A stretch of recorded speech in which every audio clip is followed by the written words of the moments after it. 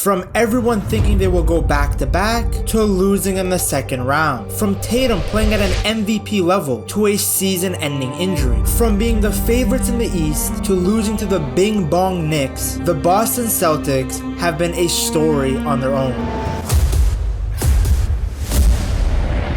All the sacrifice, handling the enormous weight of massive expectations, ends tonight here. It's over. Time to say it again, Boston. Anything's possible. Banner number 18 has been secured. The Celtics are NBA champions.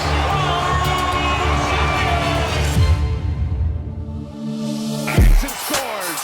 The brilliance of Jason Tatum. The defending NBA champions getting their rings, hoisting the banner. Jason Tatum just cannot miss right now. The Celtics have six. Jaylen Brown elevates and flies home for the Jays. And Tatum is hurt. Tatum is down. The defending champs are missing one of their best players in Jason Tatum. Game 6 ready to roll. It's very hard to repeat back-to-back. The New York Knicks are going to a conference final. They defeat the Celtics in 6 games. Losing to the Knicks, feels like death. Their team had lost series before. They had faced heartbreak, but this loss felt different. It was like the NBA had caught up with the Celtics super team. So what the hell happened to the seed?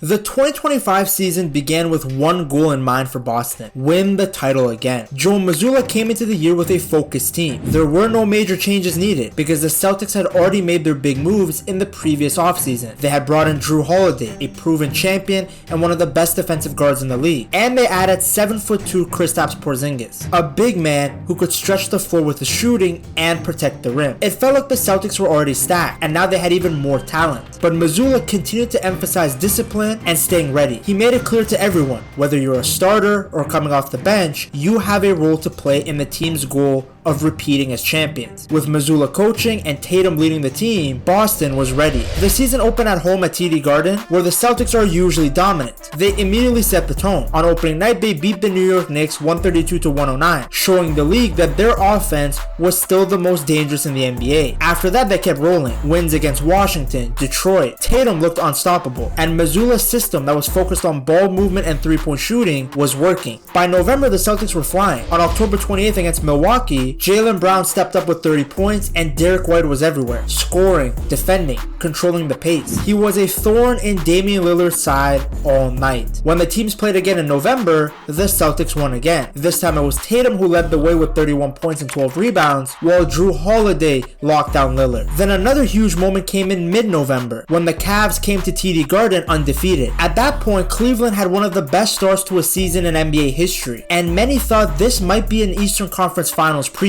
But the Celtics didn't flinch. They came out firing, hitting over 60% of their threes in the first half. Tatum led the team with 33 points, 12 rebounds, and 7 assists, as the Celtics defeated the Cavs. 6 other players got into double-digit figures. That night, the Celtics reminded the league, the road to the finals still goes through Boston. But no NBA season is perfect, and December and January showed some cracks in the Celtics super team. In December, they went 8-6, a sign that the road was getting a little bumpier, because Porzingis, who had been great to start the season, began to get injured. By mid-December, he was sidelined with a sore knee. His absence made a huge impact. He was supposed to be the X factor. Him being healthy was one of the biggest reasons why the Celtics won the title in 2024. Without him, the defense dropped off and the offense became more predictable. Sure, Al Horford, despite pushing 40, can step up and fill the gaps, but it wasn't the same. During this period, there were a few surprising losses. On December 12th, Boston lost at home to Memphis. Jrue Holiday led the team in scoring that night, but Tatum and Brown weren't quite themselves. Then the Celtics lost to Atlanta and then had a poor shooting night in a loss to Chicago on December 21st. They still had one of the best records in the league, but they no longer looked unbeatable. They were now 33-15. It wasn't the perfect run that they started with, but now they were more battle tested and still among among the elite in the NBA. Throughout all the ups and downs, the Boston Stars continued to shine. Tatum was the engine of the team. Night after night, he led by example, scoring, rebounding, passing, at times even playing as the center. He was delivering in the biggest moments. That's why he earned a spot as an all-star and proved once again that he's one of the NBA's top players. Brown was still playing his role perfectly. He didn't look as great as he did in the playoffs the season before, but he was still a solid number 2 option. Derek White remained one of the most important and underrated players, continuing to hit big shots and playing great defense. Drew Holiday was the glue guy, and Porzingis, when healthy, was a huge difference maker. At this point, even the bench looked good. Peyton Pritchard brought energy and scoring. There's a reason he ended up winning the 6th Man of the Year. Sam Hauser was their quiet sharpshooter. He helped space the floor and played solid defense when he had to. And then of course Al Horford, despite being an unk, did everything that was required from him. He provided veteran leadership, always made the right play, and he could stretch the floor. And then Luke Cornett added size off the bench. As the season reached its final stretch, Boston actually started playing their best basketball. Their chemistry was sharp, the ball was moving. They had so much quality. Everyone in their path they were destroying. They finished with one of the best records in the NBA, and there was a strong belief around the organization that they really could go all the way again. The C's looked unstoppable until the playoffs began. Now in the first round, they still looked good. Banchero and the Magic caused them some problems here and there, but Boston wrapped up the series in 5 games. Their 4th win was a blowout. I mean, they pretty much bent the Magic over and gave them a spanking. Everything still felt on track. But then the second round started, and so did the problems. It was against the New York Knicks that old issues came back. The same ones that had haunted the Celtics in previous years. You see, they always relied too heavily on 3-point shooting. In 2024, that strategy had helped them win it all, but it was a risky strategy, and this time it didn't hold up. When the 3 stopped falling, the offense stalled. This was an issue long before they won the title. Even under Ime Udoka, this was an issue. Too much ISO ball, too much reliance on the 3, not enough driving to the basket. And then what's worse is the Celtics kept falling into their worst habit of blowing big leads. Even during their title-winning run, they had struggled to close games where they were clearly in control. This time, those lapses cost them everything, because they were supposed to be the first team since the Warriors in 2018 to go back-to-back, but instead they became the 6th straight defending champions to be eliminated in the second round. The Knicks crushed that dream, and they did it in a brutal fashion. The series began at TD Garden, where Boston had home court advantage, but they blew it. In both Game 1 and Game 2, the Celtics built a 20-point second half lead, and yet they somehow lost. And those 2 games changed the tone of the series completely. It was already bad enough to lose both games at home, but to lose in the way that they did, it's very difficult to come back mentally. Because Boston bounced back with a Game 3 win in New York, but then they let another double-digit lead slip away in Game 4. And this time, the cost was even higher, because with just a few minutes left in Game 4, Tatum went down with a ruptured Achilles. Anunoby down, and Tatum is hurt. Tatum is down. He wants a timeout. Tatum in so much pain.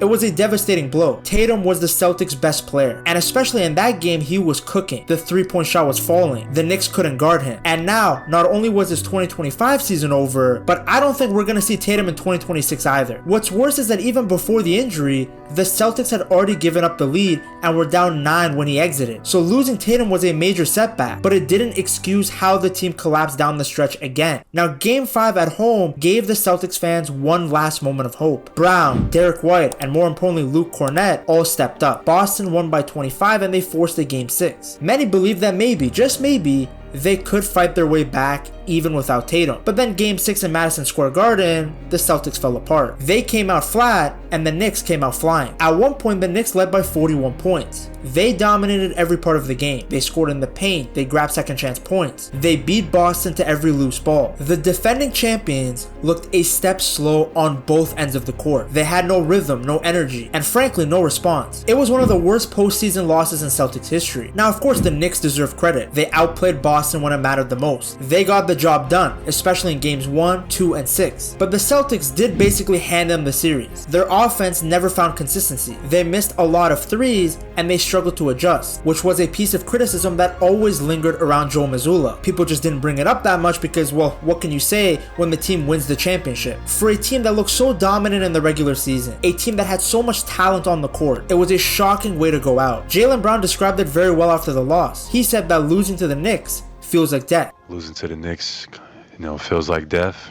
And I think that's a great way to put it. The Knicks are a great team, but the Celtics, at their best, are much better. Unfortunately, we never saw that team. And now the Celtics face a long offseason filled with big questions. With Tatum recovering from surgery and major financial decisions looming, no one knows what the team will look like in the next year, or even how long it will take to get back to the top. Because like I said, this wasn't just a tough loss, it was a collapse. Someone like Jaylen Brown had been here before. The heartbreak, the disappointment, that part wasn't new. But this time the loss, it felt different. It felt worse. Because you see, after nearly 10 years of chasing a title, the Celtics finally got there in 2024. And Brown was the finals MVP, the star, the hero. For that summer, he was on top of the world. But now the dream is over again. The Celtics season is done. We're trying to do something special, Brown said after the loss. Go back to back. We played well all year. That's probably why this stings even more. Because you see, when they lost in 2022 to the Warriors, there was a lot of hope for their future. Many saw it as an experience that would make Tatum and Brown better. But now it's very unlikely that this team even remains together. It might be the last time we see a team so close to repeating. Because the NBA is changing. Rules like the second apron are designed to stop dynasties from ever forming. Building a championship team is hard, but keeping one together is even harder now. Now the Celtics didn't lose because of money rule, but they knew that keeping this roster together after this season would cost a fortune. That's why it was their last opportunity. With the amount of injuries we're seeing, and there's a reason why teams break apart faster than ever. That's the reality of the modern NBA. Nothing lasts forever now. The Celtics, like so many teams before them, just got caught in the shift. They had fought hard in Game 5 to keep the series alive, but they still looked exhausted, flat, disconnected. It was a very rough ending for a team that had played beautiful, smart basketball for the better part of 2 seasons. And it's hard to believe that this might be the end of this version of the Celtics. Everyone around the organization knew that big changes were coming. Even if no one said it out loud, it hung in the air as the Celtics walked off the floor in New York. What had once felt like the beginning of a dynasty now feels like the end of the chapter. And it was a chapter that started with so much hope. The Celtics had brought back the same team, and it felt like a no-brainer. Why would you not keep a championship roster intact? It was a rare opportunity because usually someone gets a bigger contract elsewhere, or the salary cap makes things impossible. But Brad Stevens and the front office managed to hold it all together. They navigated the new financial rules to give the team another real shot. And before the Knicks series, for most of the year, it looked like the right move, but not anymore. Injuries and illness quietly chipped away at the Celtics' depth, the very thing that made them so dangerous over the last 2 years. As a result, Boston came into the playoffs without anything new. They ran it back but didn't evolve. Like I said before, the loss of someone like Porzingis hurt the team massively. He gave them spacing, shot blocking, a go-to option in tough stretches. You know how much of a cheat code it is to have a guy who's over 7 foot who can shoot? And then of course the system just didn't help. And the magic that helped them in 2024 just ran out. You see, the league moves very quickly. Every few seasons there's a shift in how the game is played. The Celtics are now learning that. If this really was the final run for this Celtics crew, then they can keep their head up high. Because not only did they win a championship, they really changed the NBA. They embraced the math behind the three-point shooting and turned it into a real identity. And when Porzingis was healthy, he was the answer to their old problems. He made the offense smoother, more stable, no more ISO ball. The Celtics never got a second full playoff run with him. Even when Porzingis was on the court in 2025, he was barely there. He looked a shadow of the guy that we used to see. Now the question becomes, what happens to the Celtics prototype and model if it's no longer new? Well, like I said, changes are coming. Brad Stevens has never been afraid of making bold moves. This team won't look the same in the next few seasons. Tatum's injury alone has changed the timeline. Yes, if he somehow made it back healthy in time for the playoffs, that would change the picture. But the Celtics can't build around that hope alone. They spent the entire season being hunted, defending champions with a target on their back. Now they're back in the pack with everyone else. It's not where they wanted to be, but it's where most teams end up. Just look at the Golden State Warriors. Look at how much their team has evolved since winning the title in 2022. The only positive will be if they can keep the two J's together, because when these guys are playing at their best, they're the best duo in the NBA. To see how these two have stayed together as a unit across all the ups and downs that the Celtics have faced, you gotta watch this video right here.